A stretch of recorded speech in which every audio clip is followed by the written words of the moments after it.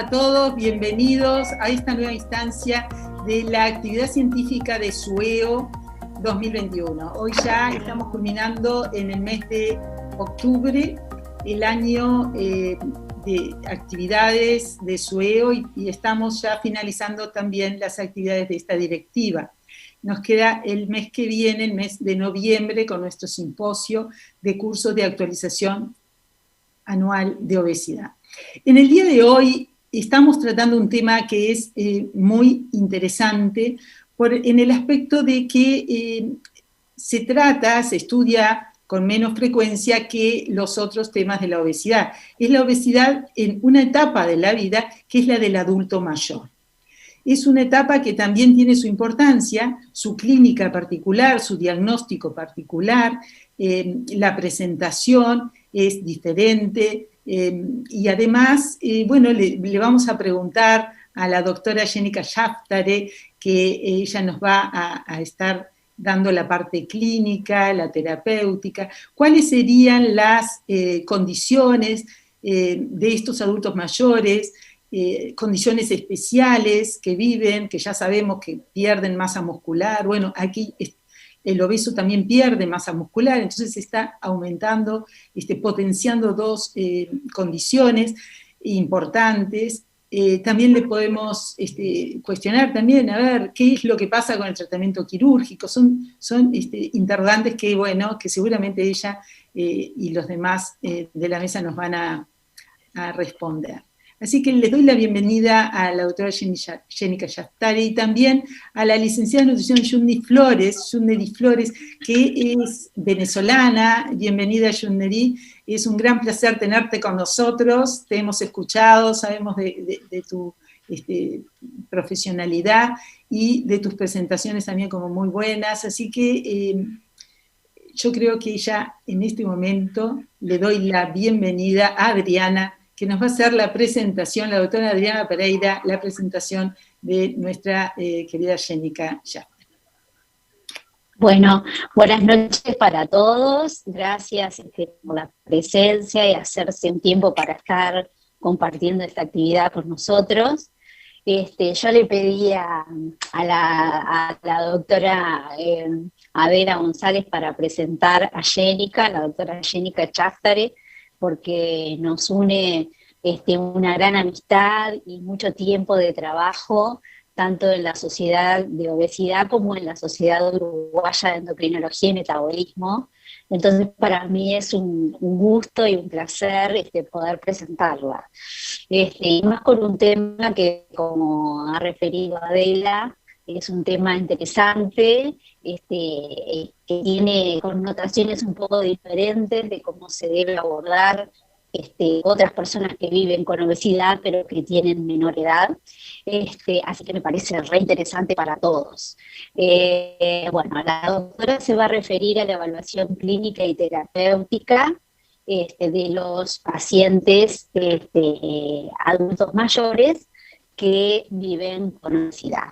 Bueno, así que cuando quiera, Jenny, un gusto va a ser escucharte. Bueno, muy buenas tardes para todos. Muchas gracias, Adela, Adriana, por la presentación tan cálida. Y es como dice Adriana, digo, son muchos años de compartir vivencias y actividades, así que Adela, Adriana, muchas gracias por la invitación. Voy a pasar a compartir pantalla. Ahí está. Bien, y a ver si esto yo lo puedo achicar. Ahí está. Bueno, me voy a referir en esta oportunidad a evaluación clínica y terapéutica del adulto mayor con obesidad.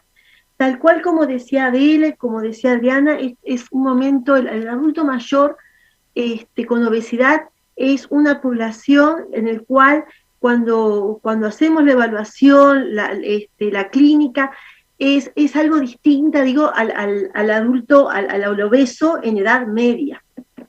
¿Sí? A ver, para pasar. Ahí está. Entonces, ¿qué sucede? Digo, la obesidad presenta una alta incidencia en adultos mayores. Hablamos de adultos mayores cuando en personas que son mayores a 65 años de edad. La obesidad en este momento biológico contribuye a una morbilidad significativa, disminuyendo la independencia y la calidad de vida de la persona. En este momento, digo, la obesidad junto con la inactividad física y el envejecimiento son factores de riesgo independiente para cambios metabólicos perjudiciales. Digo, la persona mayor obesa es especialmente vulnerable a enfermedad cardiovascular, diabetes, hipertensión, dislipemia y diversos tipos de cánceres. También se correlaciona con un incremento del riesgo de discapacidad física y cognitiva. Hay pérdida de fuerza, disminución de masa muscular y aumento de adiposidad. Y todo esto contribuye a reducir la independencia y la calidad de vida del adulto mayor. ¿Cuál es la proyección de personas mayores de 65 años para los futuros años?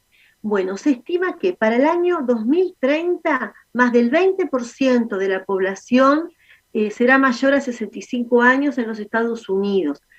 Para el mundo se estima que para la mitad del siglo XXI, o sea, para el año 2050, el 16% de la población mundial estará compuesta por adultos mayores, en contraste a lo que sucedía en 1950, en donde un 5% de esta población era mayor a 65 años. O sea, de que hay un aumento de la tasa mundial de gente mayor de 65 años. Y este aumento de personas mayores de 65 años tiene varios motivos. Uno es la mejoría de los cuidados médicos, otro es el mejor manejo de las enfermedades crónicas y el control de las infecciones. Todo esto ha llevado a que haya un incremento en la expectativa de vida.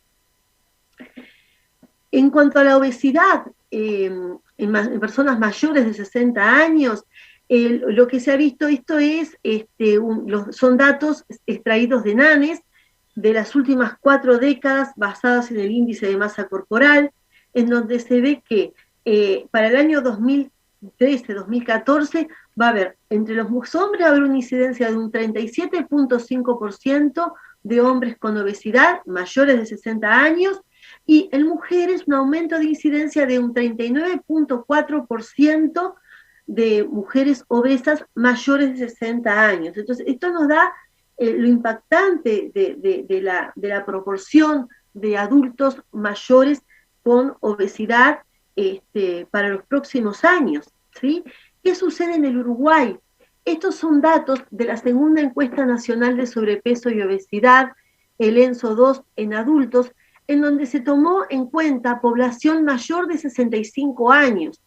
Yo estuve revisando la literatura de los datos nacionales y en realidad esta es la única encuesta en que encontré datos en personas mayores de 65 años, porque el estudio que se realizó de la segunda encuesta de factores de riesgo de enfermedades no transmisibles, que fue hecha en el año 2013, toma en cuenta a personas hasta 64 años. ¿Sí? Entonces, en esta encuesta lo que vemos que en personas de 66 años o más va a haber una incidencia, presentaban en el año 2009 una incidencia de sobrepeso en esta población de casi un 45% y de obesidad leve y obesidad moderada que variaba entre un 20% y entre un 8 y un 9%. Estos son los datos nacionales de los cuales disponemos. ¿Qué sucede con el organismo a medida que van pasando los años? La composición corporal cambia a medida que van pasando los años, con un descenso del agua corporal, un descenso de la masa ósea, disminuye la grasa del subcutáneo en los miembros y se desplaza hacia la zona abdominal, generando mayor grasa abdominal.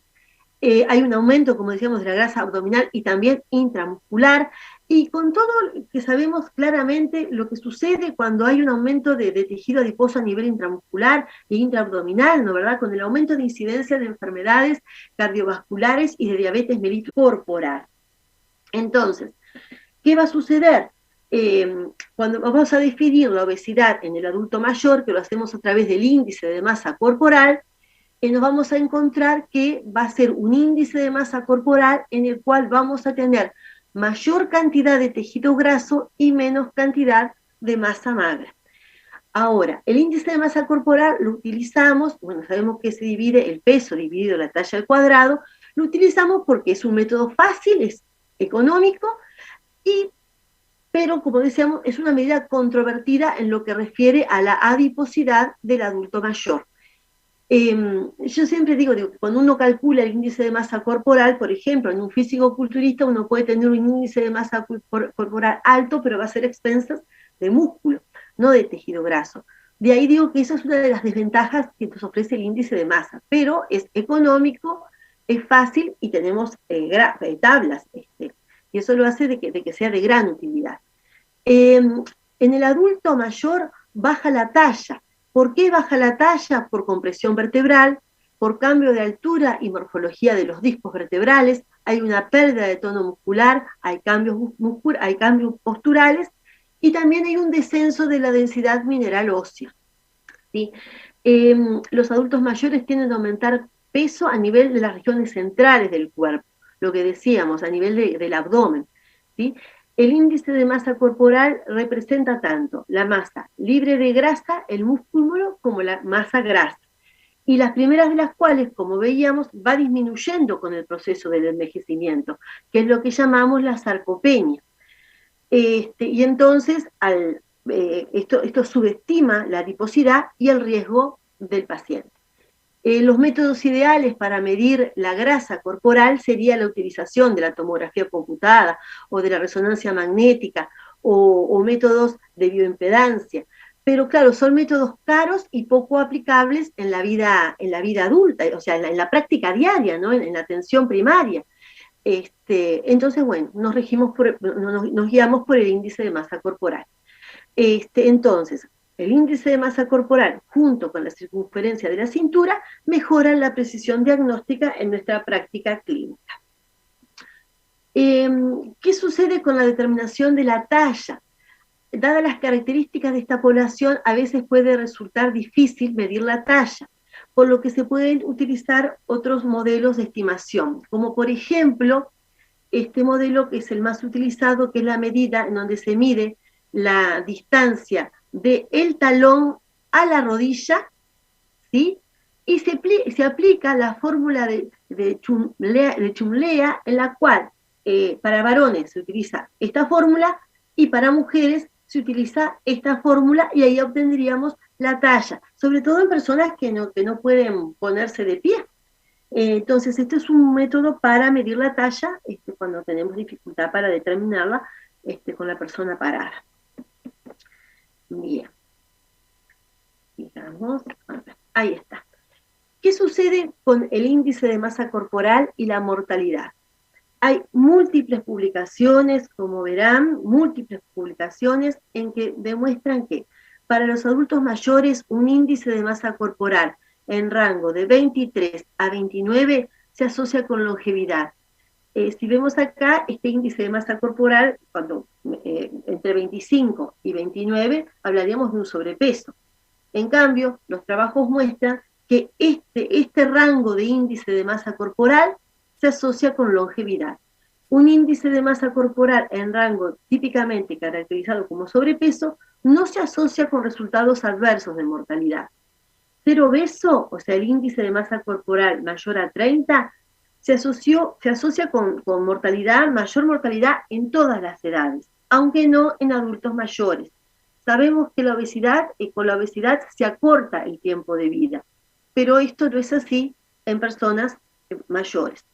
Estos hallazgos indican que en el caso de la obesidad los efectos perjudiciales sobre la supervivencia son atenuados en la edad adulta, lo que llamamos la paradoja de la grasa, la paradoja de la obesidad. Hay varias teorías para explicar esta paradoja. Una de ellas es que, bueno, habría que ver cómo es el estado cardiovascular de la persona con obesidad. Hay personas con estados cardiovasculares más saludables que, bueno, que a pesar de su sobrepeso, tienen mejor pronóstico de vida. Por otra parte, también se ha visto que el exceso de adiposidad en pacientes con riesgo de fragilidad sería un factor protector, como por ejemplo pacientes con insuficiencia renal crónica, en diálisis o insuficiencias cardíacas congestivas, en esos pacientes se ve que cuando empiezan a bajar de peso, ese descenso de peso se asocia a mayor mortalidad. ¿Qué sucede con la sarcopenia? Pues bien, como veníamos diciendo, a medida que van pasando los años va bajando la masa muscular.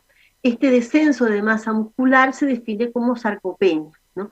Que es la pérdida de masa y de fuerza muscular. Y es debido a causas multifactoriales. Entre ellas se encuentra la actividad física reducida. El proceso de sarcopenia se acelera después de los 75 años y es un factor fundamental en la patogenia de la fragilidad y deterioro funcional, que incluye dependencia, discapacidad y morbilidad. Se dice de que a veces es mucho más, en determinados trabajos hablan que es más importante la fuerza, recuperar la fuerza del músculo que recuperar la masa, que la fuerza sería más importante para mejorar la independencia del paciente y la discapacidad, ¿sí? Al haber sarcopenia, las personas corren más riesgo de aumento de riesgo de caída. Y este aumento de sarcopenia es igual en ambos sexos. Este aumento, la disminución de la masa corporal con un incremento de la grasa corporal enmascara esta sarcopenia, y los ancianos obesos sarcopénicos, el aumento de tejido graso, particularmente de grasa visceral o grasa intraabdominal, se asocia con síndrome metabólico, diabetes 2, enfermedad cardiovascular y cáncer. El desarrollo de sarcopenia en la vejez es un fenómeno natural que puede ser parcialmente mitigado con intervenciones en el estilo de vida. Dentro de los mecanismos que para explicar esta sarcopenia tenemos el aumento de la inactividad, que lleva también un aumento de masa grasa, con aumento de factores de necrosis, aumento de factores proinflamatorios vinculados a la obesidad. Esto genera resistencia a la insulina. A medida que van pasando los años también disminuye la hormona de crecimiento. También, bueno, la malnutrición, la disminución de hormona de crecimiento, la disminución de hormonas sexuales, el aumento de los factores de interleuquina 6 vinculados al sobrepeso. Todos estos factores contribuyen a la disminución de la masa y a la calidad muscular, llevando a la sarcopenia. La sarcopenia lleva a la debilidad y disminuye las reservas metabólicas. Y todo esto genera discapacidad, morbilidad y mortalidad. Y ahí lo importante de prevenir en lo más posible la pérdida de masa muscular. ¿Cuál es el impacto de la obesidad en la función física y en la discapacidad?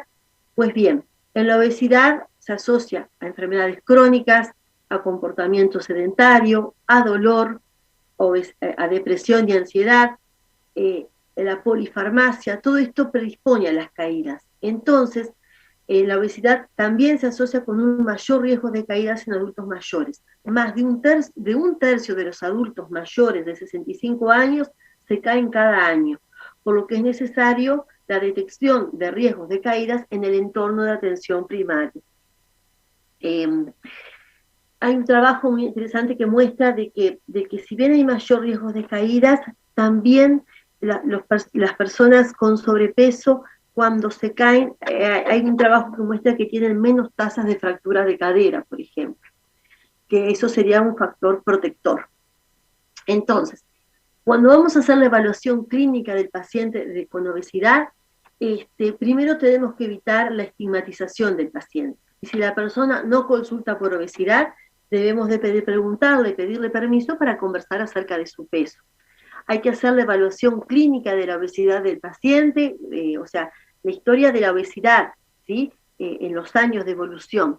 Hay que valorar los hábitos y el estilo de vida, con quién vive, cómo vive, si ve bien, si escucha bien, si se puede movilizar, quién cocina, o sea, son todos elementos importantes en la valoración del estado psicosocial del adulto mayor.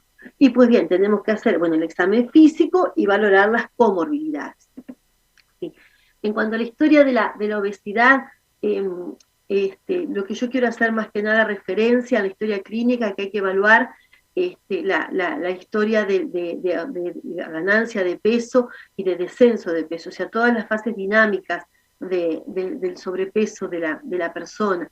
Y dentro de los factores exógenos que predisponen al paciente a la obesidad, hay factores, bueno, como decíamos, el ambiente, de su estilo de vida, cómo se alimenta, qué comportamientos tiene frente a la alimentación, la inactividad, si ha dejado de fumar, trastornos de sueño, qué sucede si hay algún trastorno de la alimentación, todos los factores psicosociales que hablaba recién, depresión, ansiedad, fármacos.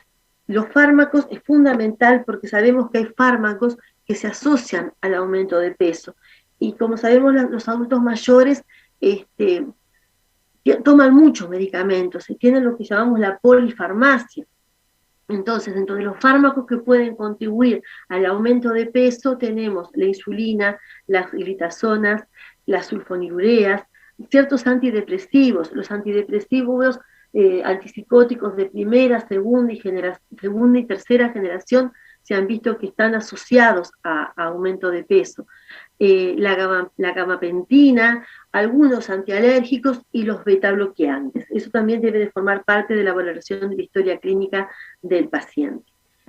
¿Cuáles son las consecuencias de la obesidad en los ancianos? Bien, tenemos, a nivel de todo el organismo, ¿no es verdad? Enfermedad cardiovascular, enfermedad aterosclerótica, dislipemia, hipertensión, insuficiencia cardíaca, trombosis venosa profunda, tromboembolismo pulmonar, osteoartrosis degenerativa, inmovilidad, discapacidad, lumbalgia, disminución del filtrado glomerular, actividad de aldosterona renina plasmática aumentada que contribuye a la hipertensión arterial.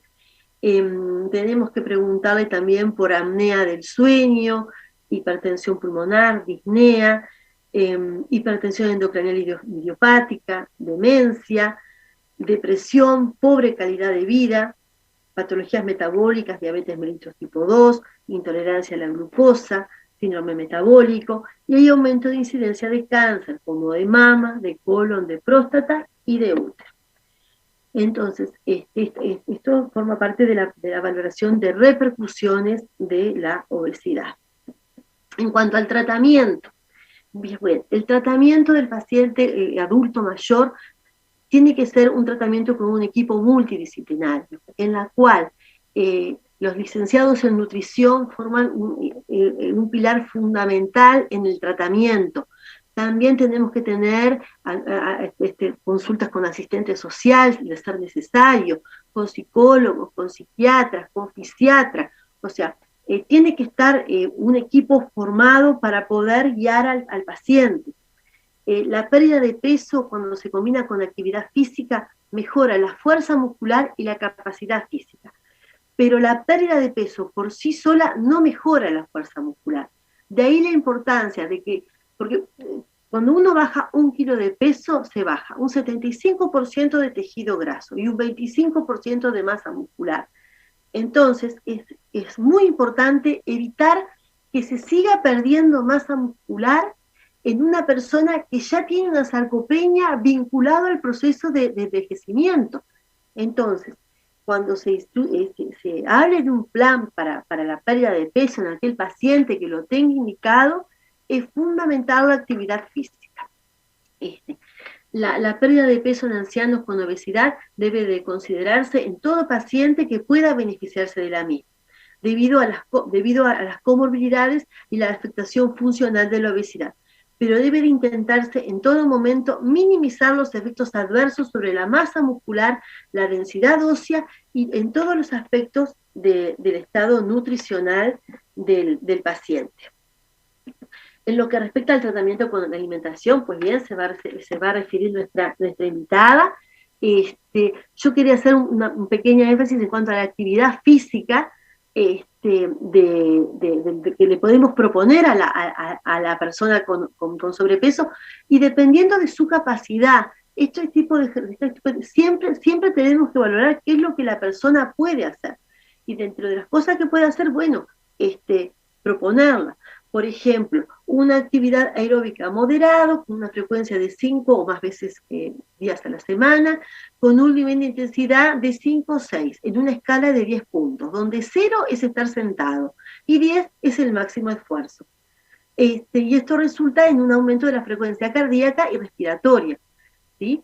Pero entonces, esto significa adecuar la intensidad del ejercicio a la persona. Entonces, ¿qué le podemos pedir? Bueno, que camine, natación, danza, ciclismo, trabajo en jardinería, como por ejemplo cortar pasto, clases de ejercicio aeróbico, tenis, ejercicio.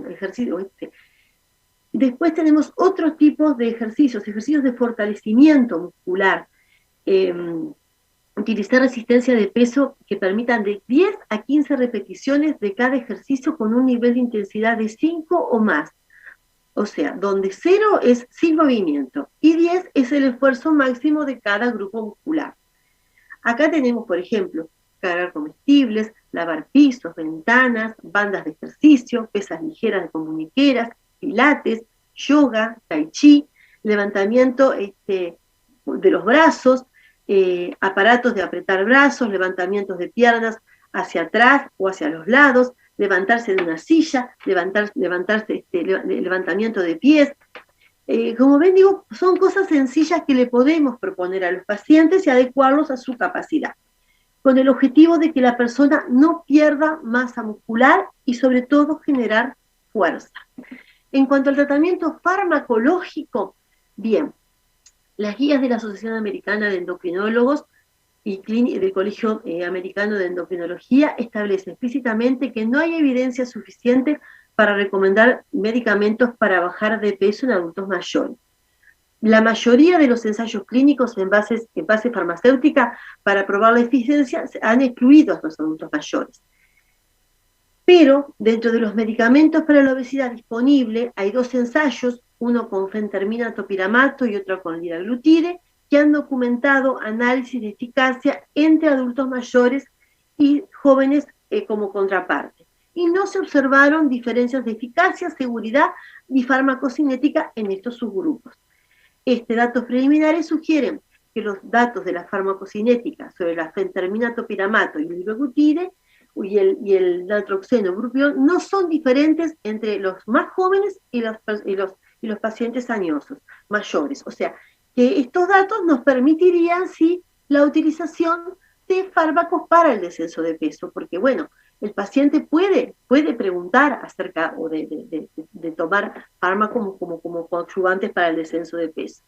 Y se necesitan datos y investigaciones en poblaciones de edad mayor. Dentro de los fármacos que están que están aprobados, tenemos la fentermina y topiramato. De todos estos fármacos, de la fentermina topiramato, de la fentermina, del Orlistat, del bupropión, natroxeno y del liraglutide, en el Uruguay el único que tenemos es el Orlistat, es el único que tenemos por el momento. La presentación del liraglutide que tenemos es la presentación que utilizamos para personas con diabetes, que la dosificación es menor a la que se utiliza para personas con obesidad. Y tenemos que tener en cuenta las contraindicaciones absolutas para cada uno de estos grupos farmacológicos y tener en cuenta también los efectos adversos que pueden presentar los fármacos. Lo que sí tenemos que tener cuidado es que sabemos que los pacientes, el adulto mayor habitualmente ya cuenta con una polifarmacia y es agregar un fármaco más. Entonces, bueno, todas estas cosas son las que tenemos que tener en cuenta al momento de poder indicar fármacos como coadyuvantes para el tratamiento en obesidad. En cuanto a la cirugía bariátrica, bien, las guías actuales de tratamiento quirúrgico de la obesidad no estipulan un límite de edad para estos procedimientos. Las directrices europeas han señalado que el procedimiento puede ser considerado en pacientes cuidadosamente seleccionados. O sea, tenemos que tener una valoración integral del paciente antes de plantearle el tratamiento, ¿sí? Y esta valoración integral incluye el nivel cognitivo del paciente, incluye si ve, si escucha, incluye si se puede cocinar, quién va a estar al cuidado de él después de la cirugía, quién va a instrumentar toda la parte de la alimentación que debe de tener después del paciente que es sometido a una cirugía bariátrica. O sea, hay que estar muy cuidadoso en la selección del paciente. Los individuos aptos para la cirugía bariátrica deben de tener un índice de masa corporal mayor o igual a 40 o mayor o igual a 35, habiendo una o más enfermedades crónicas severas. Y bueno, y se sugiere, sí, la cirugía bariátrica sobre en ancianos con comorbilidades graves como diabetes, hipertensión o limitación en la funcionalidad secundaria a la obesidad, tomando en cuenta la valoración integral del paciente. Ser clasificado como adulto mayor no debe destruir la evaluación de la cirugía en aquellos pacientes motivados y que cumplan con las condiciones en la valoración geriátrica integral. Y creo que con esto estoy terminando. Ahí está, conclusiones. Bueno, en las últimas décadas se ha incrementado el número de casos de obesidad en adultos mayores y se va a seguir incrementando según los datos de prevalencia de obesidad y de longevidad. La edad por sí misma no es una contraindicación para el tratamiento de obesidad, siempre y cuando se asegure que cualquier programa de reducción de peso debe de minimizar la posibilidad de efectos adversos en la masa muscular, la densidad ósea y aspectos del estado nutricional. En cuanto a los fármacos disponibles a la fecha, hay fármacos que, bueno, que sí, que han sido investigados, que se pueden dar, tomando en cuenta todas las indicaciones y contraindicaciones. Y con respecto a la cirugía bariátrica, puede ser considerado en pacientes debidamente seleccionados. Y a ver, muy bien. Muchas gracias por su atención y por la invitación a participar. Muchas gracias a ti, Jenica, que como siempre es un placer escucharte, tan ameno, tan entusiasta siempre tu presentación.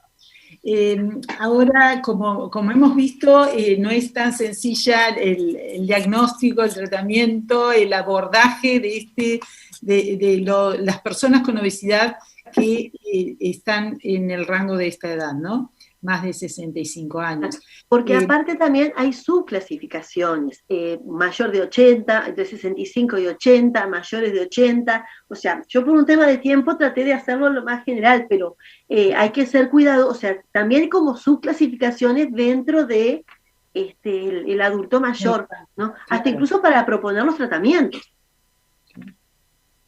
Es toda una especialidad y está muy, muy bueno esto de ser tratado, lo que tú dijiste, en forma armónica. Multidisciplinaria.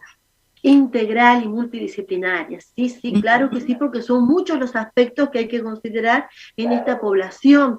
El aspecto socioeconómico, digo, a ver, los medicamentos que tienen que comprarse, qué accesibilidad tiene a la alimentación, cuánto de ese dinero que él gana puede gastar en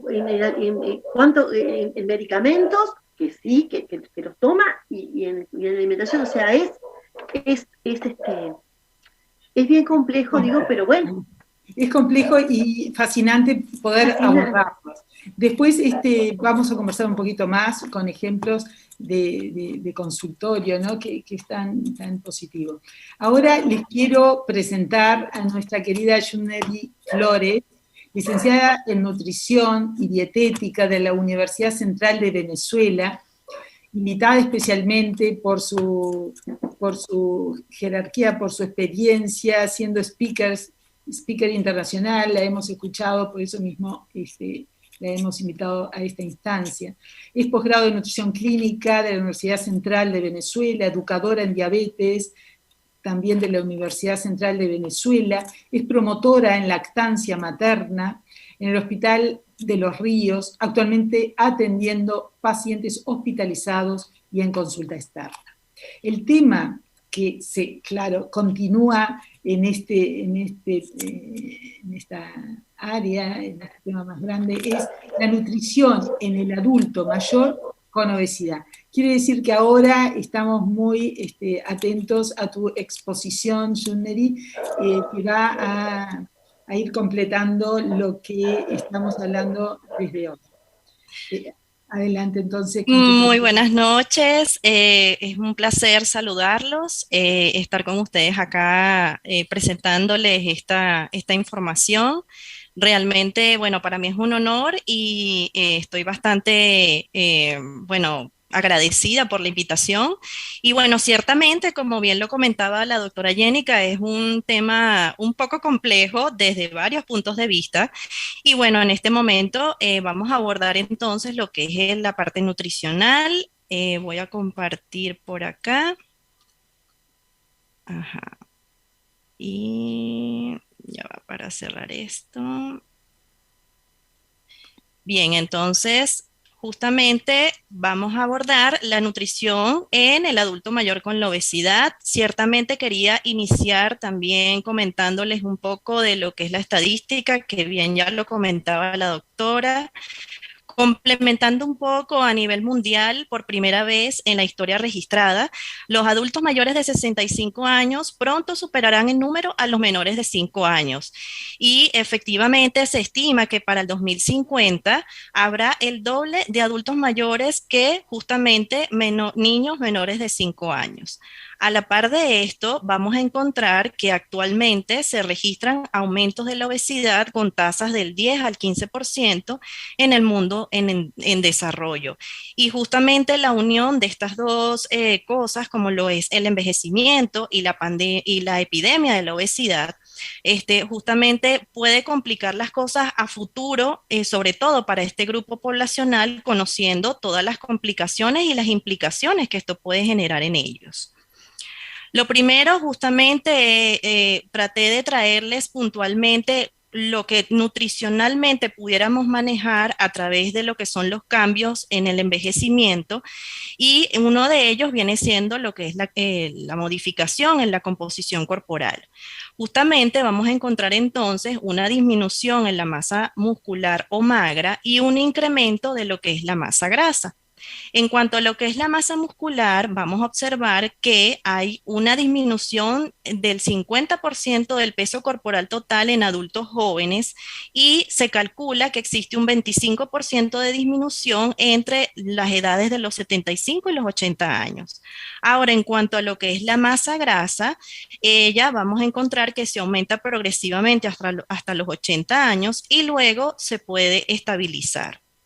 Con respecto a la parte muscular, vamos a encontrar una menor cantidad de fibras musculares y de la masa en general, que condiciona entonces una pérdida de fuerza muscular y una modificación en la capacidad funcional. Y en cuanto a la masa grasa, vamos a observar una disminución en la grasa subcutánea, que esta viene dada por lo que es la pérdida o la disminución de la capacidad de este tipo de grasa para almacenar lípidos, y por lo tanto va a generar que hay una disminución sobre todo en lo que son los miembros inferiores. Y vamos a encontrar un aumento en la grasa visceral e intramuscular. Dentro de los cambios que también vamos a observar importantes en la composición corporal es en la masa ósea, y en ellas vamos a observar una disminución en lo que es la formación o la síntesis a nivel del tejido óseo y una destrucción, por decirlo de una forma, del tejido óseo. Todo esto va a condicionar entonces a lo que es un aumento de la fragilidad ósea. Entonces, justamente en hombres mayores de 70 años, la pérdida ósea neta se calcula que es de 2 a 4 veces más rápida que en aquellos menores de 60 años. Y por lo tanto, el aumento en la tasa del recambio óseo con la edad, impulsado por una resorción ósea, conduce entonces a la pérdida de este tejido. También se observa que son más pronunciadas estas pérdidas quizás en las mujeres que en los hombres, donde inclusive pueden perder un 20% de la masa ósea durante los 5 a 7 años posteriores a la menopausia. A nivel del sistema digestivo también vamos a encontrar cambios importantes que condicionan justamente la aparición de esta obesidad en conjunto con otras complicaciones. Una de ellas va a ser la pérdida progresiva en el número de papilas gustativas por papilas en la lengua, en donde las papilas restantes detectan principalmente sabores amargos, van a mostrar un aumento relativo con el envejecimiento. Y esto es importante importante conocerlo desde el punto de vista nutricional, porque muchas veces en la búsqueda de calmar un poco esos sabores amargos que ellos perciben por estas causas, generan un incremento en lo que es la ingesta de la sal o el azúcar y por lo tanto se incrementa por encima de lo que ellos deberían ingerir en esa etapa de la vida. Otro de los cambios importantes, bueno, por ende vamos a encontrar disminución en el gusto, pero también en el olfato, y esto ocurre hasta en el 50% de lo que son los adultos mayores. Otro de los cambios que presente es una edéntula que puede ser parcial o total y esto pudiera condicionar al uso de dentaduras postizas que en algunos casos no se ajustan correctamente y entonces esto puede cambiar inconscientemente los patrones de alimentación, buscando quizás algunos alimentos que no le generen tanto proceso para masticar porque se altera justamente o tienen dificultad para ello. Y entonces en ese caso van a ingerir o van a presentar una ingesta de una dieta más blanda y esto pudiera generar que sea más baja en fibras, sin frutas y verduras frescas que también van a ser importantes en este momento. La sarcopenia fue un término que fue elaborado por Rosenberg en 1989, que describía justamente la disminución de la masa muscular y la fuerza o la función física. Y esto estaba relacionado con lo que era el envejecimiento. Cuando hablamos de la obesidad sarcopénica, justamente es la convergencia de estas dos características entre lo que es la obesidad, pero con una disminución de esta masa muscular y esta pérdida de la fuerza o la función. Esta va a estar caracterizada por lo que es una resistencia a la insulina, una inflamación crónica y se eleva el grado de discapacidad y mortalidad.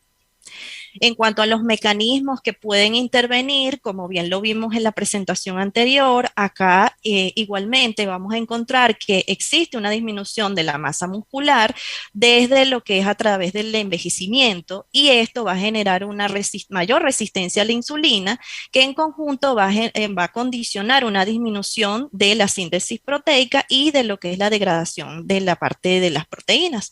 En cuanto a lo que es el incremento de la grasa visceral, en conjunto con el aumento de las adipoquinas proinflamatorias o la infiltración de la grasa a nivel intramuscular y las modificaciones hormonales igualmente van a disminuir entonces lo que es esa síntesis proteica y aumentar esa degradación o ese catabolismo.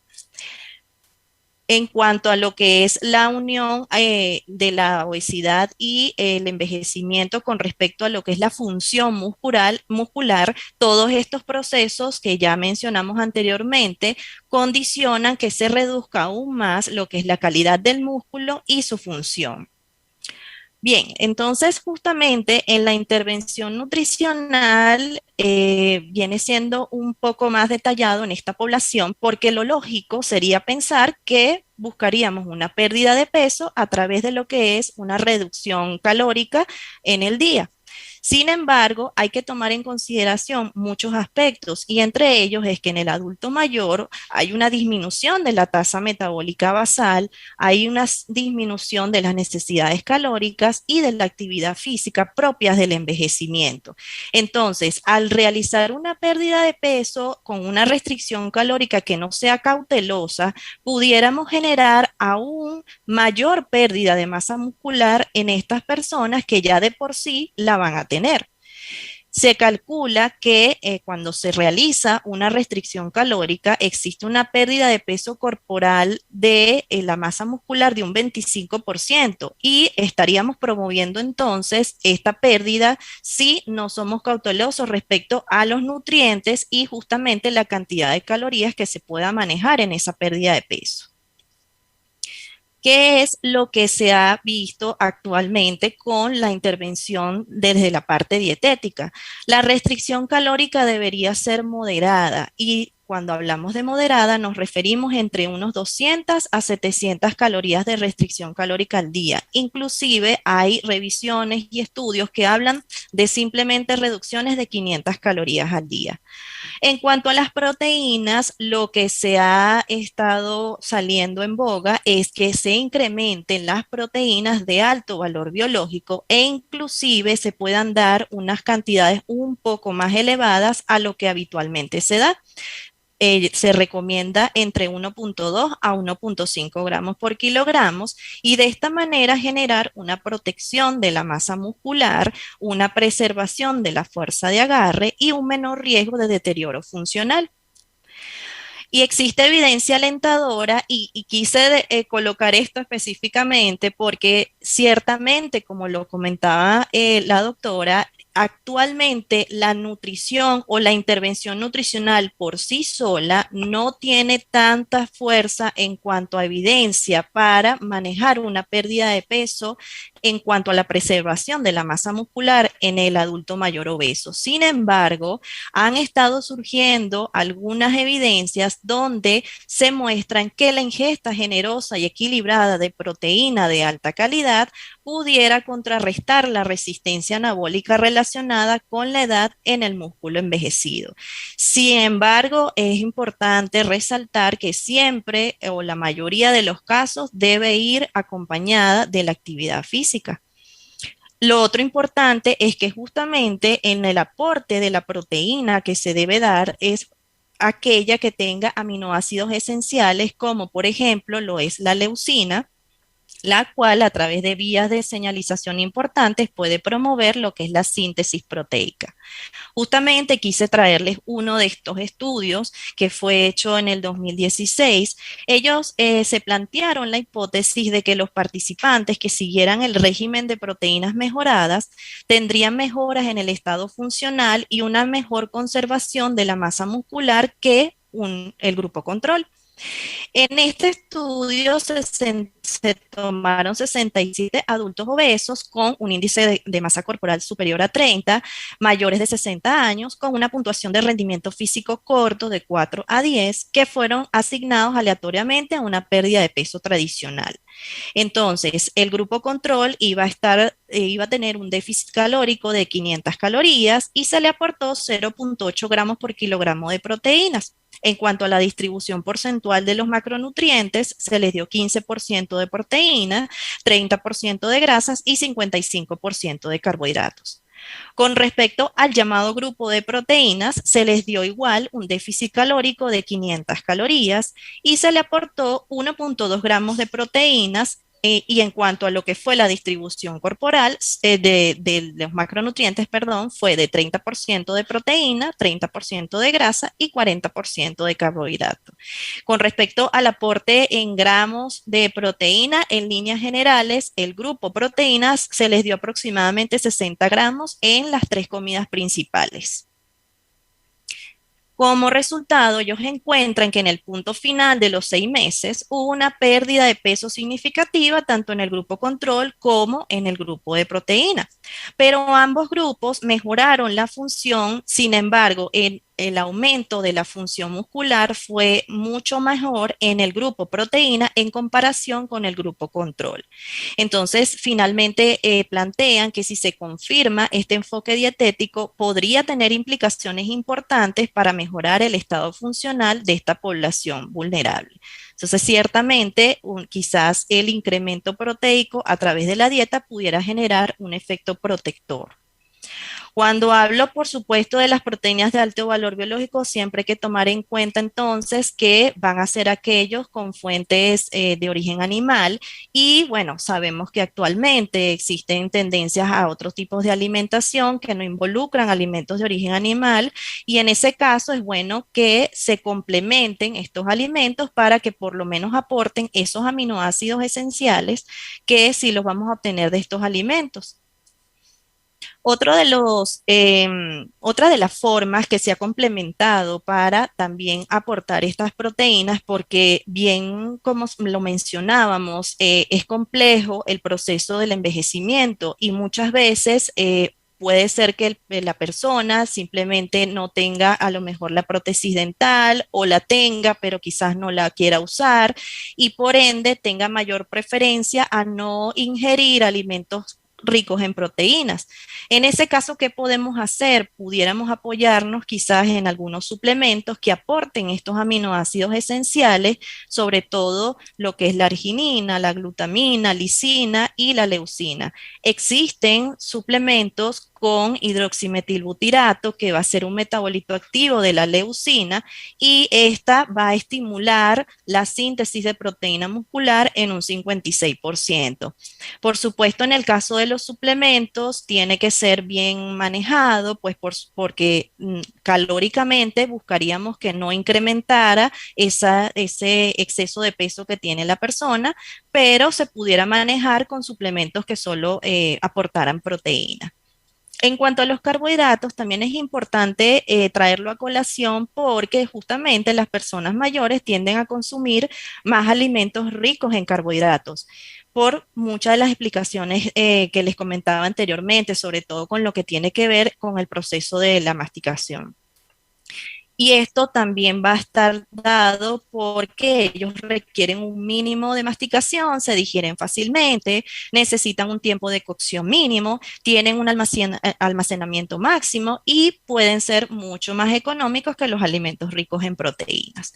Entonces, bueno, en cuanto a la distribución porcentual, se recomienda que por lo menos aquellos azúcares simples o que se absorben rápidamente representen por lo menos el menos del 10% en lo que es el aporte de lo que son los nutrientes al día. En cuanto a otros nutrientes, es importante lo que es el aporte de calcio y vitamina D. Justamente es necesario evaluar y tener en cuenta la amenaza potencial de una reducción de peso para la densidad mineral ósea. Se ha estudiado que la actividad física pudiera jugar un factor protector para la pérdida de esta densidad mineral, sobre todo en los adultos mayores. Sin embargo, existen estudios donde dietas muy bajas en calorías en personas adultos obesos, más de 65 años, pudieran tener pérdidas pequeñas pero significativas de esta densidad ósea. El caso de un estudio en específico, se les colocó un programa de ejercicios durante 3 meses y aún así tuvieron estas pequeñas pérdidas. Entonces, siempre es algo a tomar en consideración al momento de hacer el tratamiento. Sin embargo, lo que se ha determinado es que es el valor de una buena nutrición que aporte calidad en cuanto a lo que es los nutrientes durante la restricción calórica en el adulto mayor con obesidad es clave para tratar de preservar también lo que es la densidad mineral ósea en conjunto con la actividad física. La dieta mediterránea ciertamente ha sido muy popular y manejada no solo para los adultos mayores, sino para todas las poblaciones en general, con todos los beneficios que puede proporcionar. Actualmente, justamente, se ha observado una creciente evidencia que este tipo de dieta representa un menor riesgo de mortalidad asociado a su ingesta y sobre todo lo que son los adultos mayores, poder aplicarla sería excelente. En ella, esta dieta tendría como característica primordial el consumo proporcionalmente elevado de lo que son aceites que aportan omega 3, como el aceite de oliva, legumbres, cereales no refinados, frutas y verduras, y por el otro lado, un consumo moderado a alto de proteínas a base de lo que son pescados y un consumo moderado de productos lácteos, principalmente como lo que es el queso y yogur. Finalmente, en cuanto a lo que son las recomendaciones generales de estos pacientes, deben recibir una intervención individual para garantizar que la reducción de peso realizada sea beneficiosa y minimice la pérdida de tejido muscular, evitar el consumo de alimentos salados y se pueden utilizar como hierbas y especias para aumentar el sabor y de esta manera no promover el incremento calórico por otras vías. Proteínas de alta calidad son clave para estimular lo que son las proteínas musculares y las dietas deben contener carbohidratos altos en fibra, pero que sean bajos en lo que son azúcares simples y de esta manera pues igualmente no promover lo que es la obesidad. Como bien les decía al inicio, sigue siendo complejo. Generalmente el adulto mayor viene acompañado de otras comorbilidades y una dieta hiperproteica también hay que tenerla en cuenta quizás en patologías particulares como por ejemplo patologías renales, pero algún modo se va tratando de complementar lo que es la alimentación y los aportes que requiere el paciente para poder, en conjunto con una actividad física y un tratamiento médico oportuno, realmente mejorar en cuanto a lo que es la obesidad, pero tratar de preservar todo lo que es la composición y todos los efectos que genera de por sí el envejecimiento. Bueno, gracias. Muchísimas gracias, Neri, excelente tu exposición, nos abrió más puertas todavía de las que teníamos abriéndonos, y la verdad es que, bueno, el conjunto de las dos exposiciones nos hacen pensar en casos clínicos, ¿no? Claro, que son muy complejos, porque no solamente lo psicosocial, la composición familiar, que un pediatra, un geriatra o un médico de familia estaría a cargo de conceptualizar toda esta organización que tiene que haber a partir de este paciente que necesita un equipo multidisciplinario atrás. Imaginemos un paciente de 80 años común que consulta y que, como dice Jenny, a veces tenemos que pedir permiso, ¿no? Porque vemos obesidad y ya vamos a tratarla o hablar de obesidad, y sino que sí, que hay que tener ese respeto al paciente con respecto a estos otros diagnósticos que estamos elaborando y que no es la causa principal del motivo de consulta. Pero sí es importante, porque una persona de 80 años, hipertenso, diabético, hoy justo en la tarde me hablaban de una señora así, diabético, hipertensa, sedentaria, osteopénica, que con insuficiencia renal, es muy complejo tratar esto, ¿no? Porque la obesidad lleva a la insuficiencia renal, y una insuficiencia renal en un paciente con pérdida de masa muscular. Bueno, se los dejo a ustedes a ver qué... los comentarios que vayan saliendo, sí. En realidad, como que hay que tener, como tú dices, Adela, ver el contexto del paciente, ¿no? Y bueno, sí, el peso, la talla, el índice de masa corporal, pero saber, por ejemplo, a ver, que si ese paciente, por los estudios que muestran, ¿no? Que índice de masa corporal hasta de 29, a veces son índices de masa corporales que no se encuentran asociados a muerte vinculadas a la obesidad, ¿no? Y después el tema de la entrevista motivacional, que eso de mantener el respeto, pero hacerle ver a la persona que capaz que pequeños descensos de peso, porque tampoco, no es el peso ideal, no es el peso, es pequeños descensos de peso cauteloso, que puedan mejorar su movimiento, sus rodillas, el tema de qué tipo de ejercicio decirle, adecuar el ejercicio a lo que la persona puede hacer. Yo muchas veces derivo a médico deportólogo para que nos ayude a ver, bueno, una bolsita de arroz, levanta de brazos, la pierna, digo, alguna pesita que pueda levantar la pierna, todos esos tipos de ejercicios como para mejorar la funcionalidad y la fuerza muscular, ¿no? Y después otro tema también, el tema de la capacidad cognitiva, a ver cómo está esa persona en su grado de lucidez, por decirlo si hay o no un deterioro cognitivo. O sea, son muchas las betas que tenemos que tener frente al paciente antes de proponerle el tratamiento, ¿no? Pero sí pequeños cambios. Como decía Yureni, que el tema de que baje la papila, que siente más amargor, que necesitan más dulces. A veces decirle, bueno, si necesita algún dulce, bueno, una gelatina, por ejemplo, que es dulcecita, sí. Y eso evita el caramelito, porque compran caramelitos. Y tienen los caramelitos al costado de la almohada. Así es, sí. Porque sí, o sea, es un... y amarga, bueno, a ver, Sí, es complejo definitivamente en cuanto a la alimentación, porque también hay que tomar en consideración los gustos, las preferencias, las limitaciones. A veces simplemente no tienen deseos quizás de levantarse, cocinar, hacer una gran preparación y eso afecta mucho. Justamente sienten que quizás las proteínas justamente son las que llevan más labor, son las más complicadas, entonces las dejo de lado.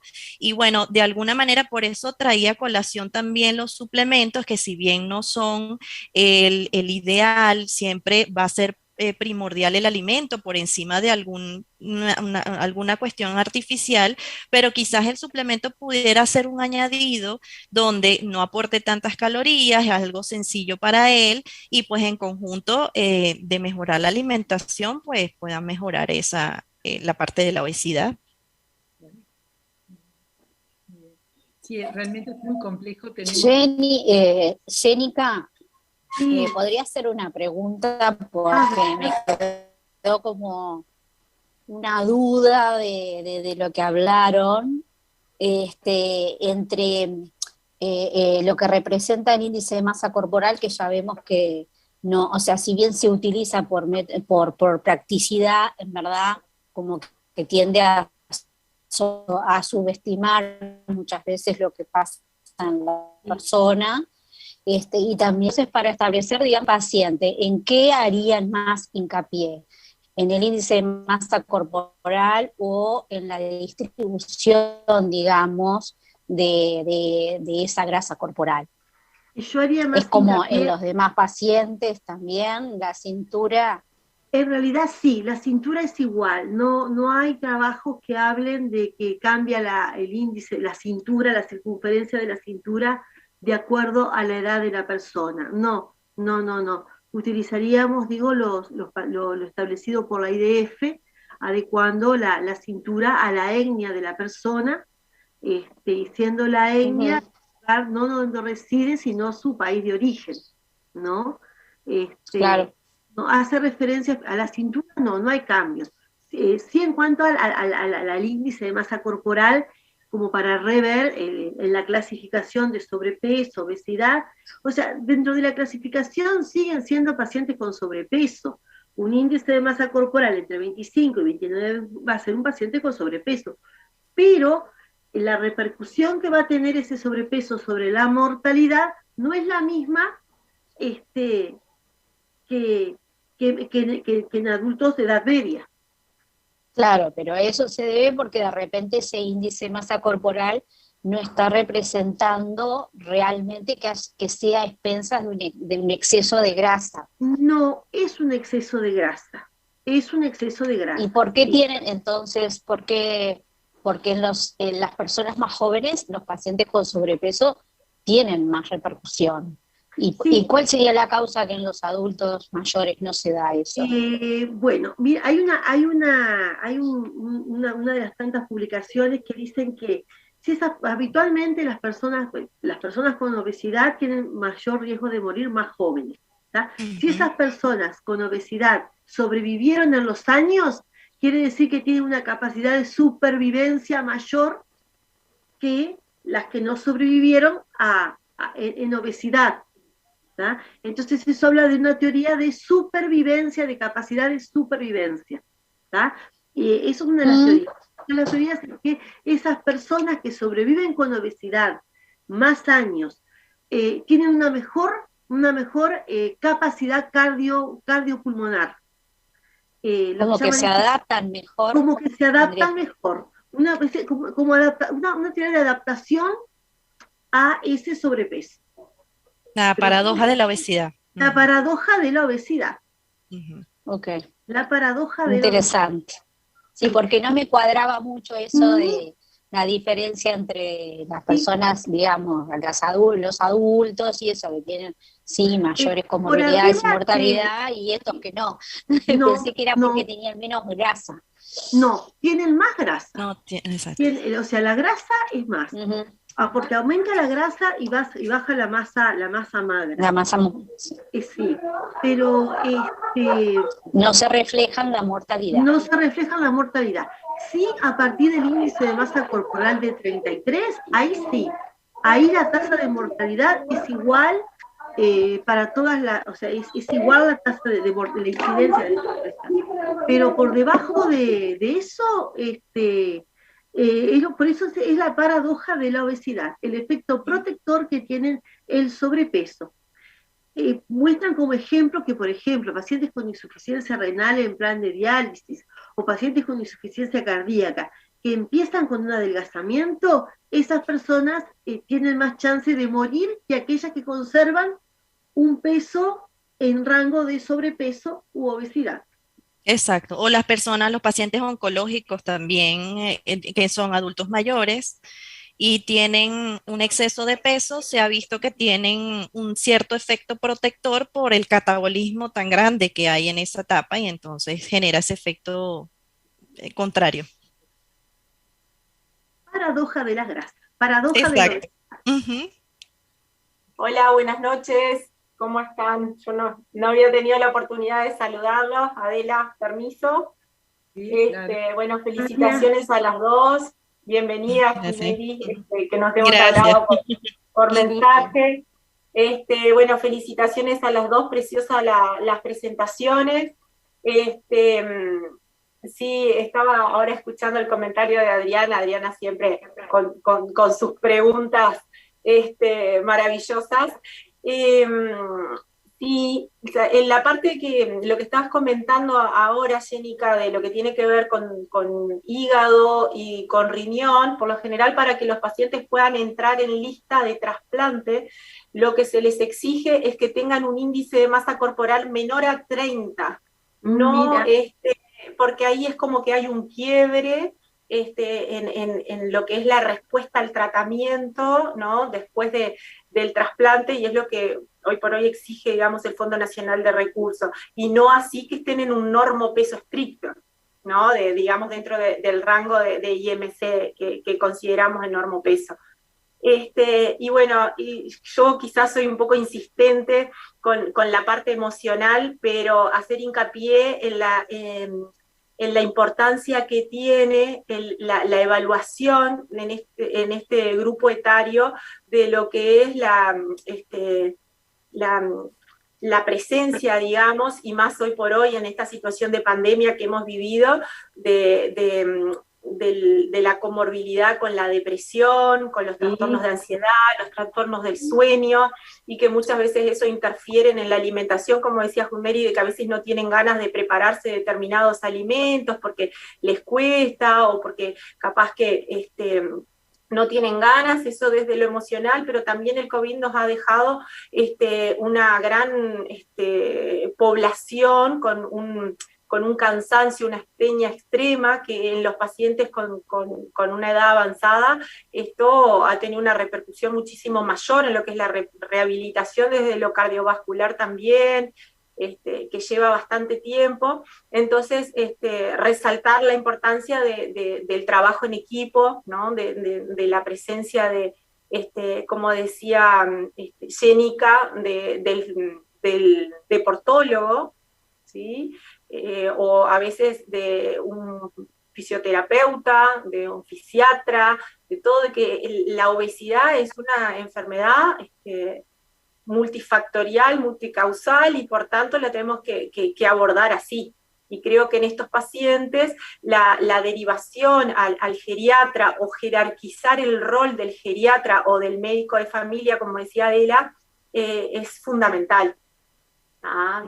El trabajo en equipo.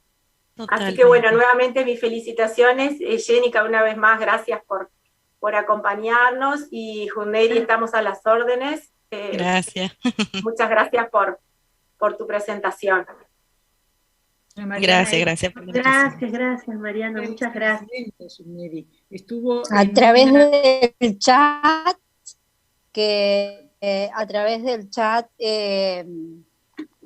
dado las presentaciones, no había muchas preguntas, pero sí muchas felicitaciones y que les gustó mucho la presentación. Muchas gracias. Qué bueno, muchas gracias. Muchas gracias.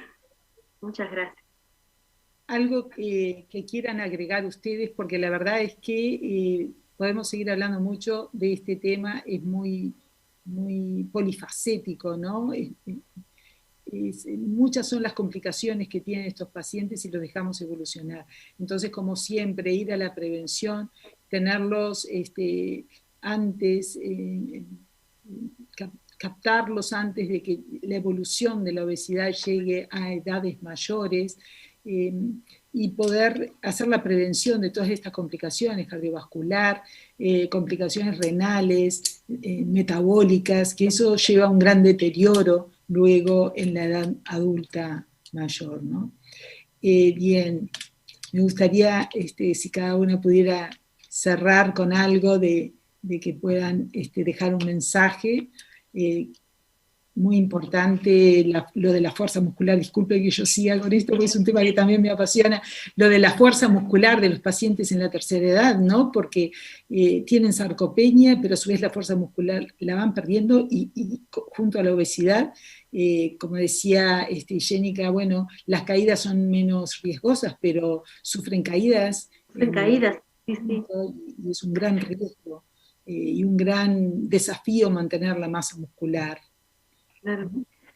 En realidad, digo, yo creo que tenemos que apuntar al tema de la prevención, ¿no? Y empezar a trabajar desde antes, desde mucho antes, con nosotros mismos, el tema del ejercicio, ¿no? Yo cuando preparaba y estudiaba y leía, yo digo, qué importante que es mantener la masa muscular a lo largo de toda la vida, como para cuando lleguemos a ese momento biológico de 65 años o más, que cuando se define el adulto mayor, preservar esa masa muscular y seguir haciendo ejercicio, ¿no? Y el tema, bueno, de los hábitos alimentarios saludables, pero como que inculcar el tema de la fuerza, de mantener la fuerza, porque aparte, como dices tú, Adela, más allá de aumentar la masa, de aumentar el músculo, es mantener la fuerza, ¿tá? Mantener la fuerza muscular para bueno, evitar las caídas. Entonces, bueno, creo que tenemos que apuntar al tema de la prevención, pero desde ya, no esperar a llegar al momento y bueno, y todo el equipo multidisciplinario, aquel adulto que se cae, que se fractura, que tiene que estar quieto, inmovilizado, bueno, no podrá mover una pierna, pero capaz que puede mover los brazos. A ver, mientras que esté en reposo en cama, ejercicio de brazos. O sea, de ahí lo importante, digo, del equipo multidisciplinario y de derivar y de rodear al paciente con la mejor atención, ¿no? Cada cual desde su punto de vista, y bueno, y prevenir la caída de ese músculo. Sí, estoy de acuerdo, justamente creo que aquí una de las cosas más resaltantes es el enfoque también multidisciplinario, pues ya una vez que se llega a esto, simplemente entre todo lo que son los distintos terapeutas, poder realmente aplicar un tratamiento que sea adecuado e individualizado para ayudar a esta persona, a este adulto mayor que tiene muchos factores que pueden generar o condicionar complicaciones. Y desde el punto de vista nutricional, ciertamente es importante, es clave hacer algunas modificaciones, hay que indagar otros aspectos, pero insisto que tiene que ir acompañado de otros especialistas que realmente puedan mejorar entonces todo el proceso de la alimentación y fortalecer el músculo y fortalecer todo lo que es la parte nutricional y la composición corporal de ese individuo. Creo que en definitiva eso es lo más clave ya al momento de que se nos presenta el adulto mayor con la obesidad. Y disculpen, pero me parece sumamente importante que el adulto mayor, más mayor, ¿no? Que de la pérdida proteica, es indispensable y no se hace porque vive solo, porque vive aislado, porque vive en un ambiente que no se considera la alimentación tan personalizada. Y el otro aspecto es cuando se trata al paciente y no está incluida la licenciada en nutrición en el tratamiento del paciente, que es la que puede ver, los otros especialistas también pueden ver si tienen la obesidad como diagnóstico, la que puede ver el diagnóstico, la que puede ver las tácticas, las estrategias nutricionales para incidir en la no pérdida de masa muscular, sobre todo, y en el equilibrio entre todos los nutrientes. Pero por ahí nos olvidamos que es fundamental. El adulto mayor está bastante olvidado en ese sentido, y es muy importante volver a pensar el adulto mayor que se interna, el adulto mayor que está en una casa de salud, el adulto mayor que consulta, no se le considera la parte de nutrición, tanto como para llamar, por eso lo del equipo multidisciplinario fundamental para preservar el capital que tiene ese adulto. Que no se pierda, pero para eso la prevención, si tenemos niños obesos, estamos esperando que esos niños crezcan para ser adultos obesos, porque la pandemia sigue y sigue creciendo, y si no prevenimos la obesidad infantil, tampoco vamos a prevenir la obesidad en el adulto, y bueno, y vamos a llegar al adulto mayor en estas condiciones. Pero bueno, hay que abrir ventanas de esperanza, y esas son, bueno, poner en práctica políticas de salud, poner en práctica también más políticas de salud, para que todo esto pueda hacerse en todos los sistemas de salud, en todas las líneas de atención del paciente, ¿no? En la primera, así como en el hospital, cuando está internado el paciente y no le consideran que es un paciente obeso, o lo hacen adelgazar rápidamente. Bueno, este es un gran tema y un gran gap, ¿no es cierto?, que tenemos que llenar con información y con el equipo, no solamente informado, sino calificado para poder llegar a la atención, ¿no? Sí, Adriana. ¿Alguna observación que va por el lado de lo que vos dijiste? Que, a ver, los que atendemos, los que hacemos clínica, no sé si les ha pasado, pero en general estos pacientes se tienden a subestimar el tema del sobrepeso y la obesidad, porque entonces uno ve un paciente y dice, ay, bueno, esta persona mayor que tiene 70 y pico de años, y entonces tiene esta enfermedad y tiene tanta cosa que encima yo ponerlo a hacer una dieta así o hasta para bajar, es como que se tiende a ser más laxo, pero que está bien, porque por lo que han dicho, tampoco se puede ser muy agresivo en el descenso del peso, tan estricto, pero tampoco al punto de decir, bueno, es mejor que esté así claro, y no que adelgace. Exacto. Porque eso va a ser peor. Eso yo lo veo re frecuentemente, sobre todo en los niveles de primera atención, como que no hay una conciencia de la importancia que tiene. Eso por un lado. Y por otro lado, yo estaba pensando que, bueno, que la genética nuestra tampoco se ha ayornado mucho al tema de que ahora vivimos más y que la expectativa de vida es mayor. Entonces, nuestras hormonas están hechas justamente como para adaptarse a que el individuo tenga menos actividad, que por eso también el tema de la hormona de crecimiento, bueno, las gonadotrofinas, los andrógenos y todo, como que tienden a disminuir. Bueno, la somatopausia, que se llama la andropausia, la adrenopausia, todo eso como para bajar, digamos, los requerimientos y el esfuerzo que tienen que hacer las personas como un mecanismo adaptativo. Pero eso era para otra época. Entonces, de alguna manera también está ese aspecto con el cual hay que luchar, que es el aspecto hormonal. Ahí está. Mira, hay una pregunta en el chat que dice, en adultos mayores con sobrepeso, Romina Pereira, con sobrepeso y colesterol elevado, ¿es recomendable la suplementación con omega 3? Sí, sí se pudiera. Lo que hay que hacer es la distribución en cuanto a lo que son las grasas, darle mayor proporción a las grasas monoinsaturadas, polisaturadas y bajar lo que son las grasas saturadas, que vienen siendo todo lo que son las margarinas, mantequillas, todo este tipo de grasas o la fritura. Pero este tipo de grasas saludables sí se puede aportar y de hecho es beneficiosa, sobre todo a nivel cardiovascular. Lo que quizás habría que cuidar un poco son las cantidades, pero fuera de esto sí se recomienda. Bien. Muy bien. Con estas, creo que ya podemos terminar con estas intervenciones. Te damos muchísimas gracias, Yumneri, a ti especialmente por estar conectada. Sabemos que son difíciles las conexiones. Sí. Nos ha salido todo perfecto. Todo perfecto. Gracias a ustedes por la paciencia, pero se pudo. Sé que todos, sí. Y también, Jenica, gracias a ti, ¿cómo te voy a decir a ti? Que gracias eternas, Jenica fue también fue presidente de SUEO, todo el tiempo, fue una de las que, la encuesta que ella habló de ENSO, bueno, coautora de otras encuestas nacionales que son de referencia, que todavía no se han superado, como decía ella, en cuanto en esta etapa de edad,